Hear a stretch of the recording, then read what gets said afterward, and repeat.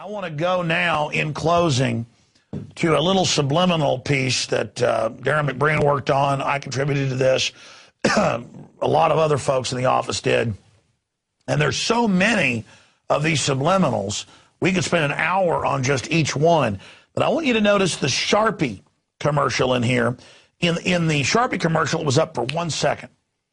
But when you slow it down, it says, don't protest. So the subliminal message is don't protest. They have different shows where they implant that drug dealers who love Hitler, like Ron Paul, that just flashes for a minute. Drug dealer, Hitler, Ron Paul. Again, this is out there, and it's being put in everywhere. And now we're pleased to bring you our feature presentation.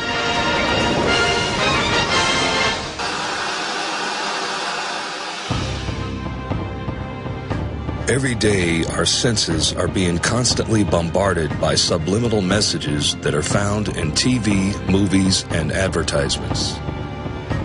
The subliminal messages we are subjected to are unrecognizable by the conscious mind and only recognizable in our subconscious mind.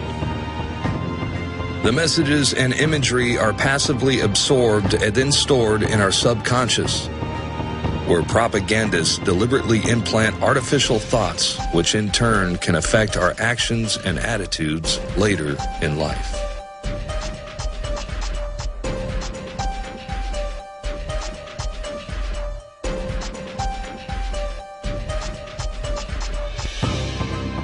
Experiments have shown that less than 1 minute after the viewer begins to watch television, the brain switches from beta level consciousness, associated with active and logical thought, to alpha level, which is associated with passive acceptance and suggestibility. This is why advertisers spend billions of dollars a year on commercials, as well as product placement within TV shows. Political messages are implanted in fictional TV programs as the relaxed, meditative state of the viewer is receptive to the programming.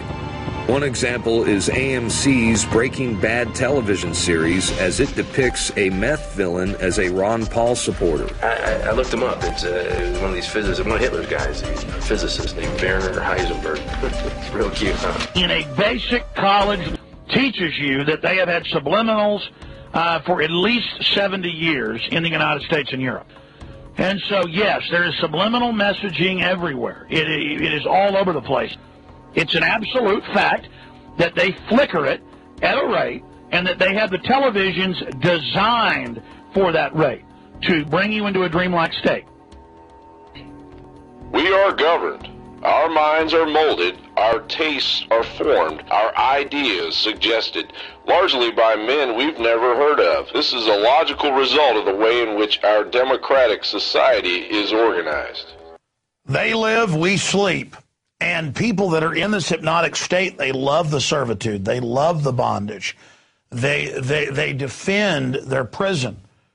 And it's up to those of us to understand what's happening to educate people about this. Now, out of all the dozens of examples that are shown in those clips, I thought we'd go back and show you the Sharpie, where when you watch it in real time, it's like a second flashed up there where it says don't protest. But then when you slow it down, you see it clearly. So your subconscious mind picks it up and sees it, but your conscious mind doesn't. And folks, this is what's scary. This is in almost everything. What would the world be like without self-expression?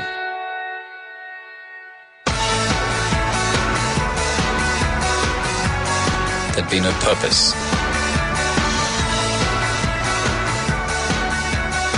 No passion.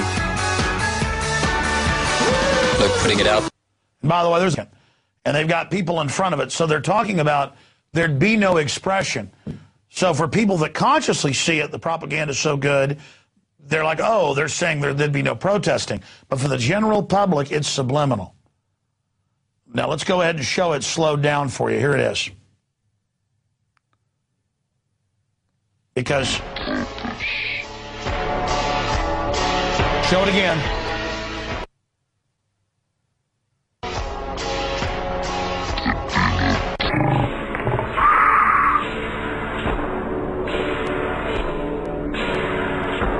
Stop protesting.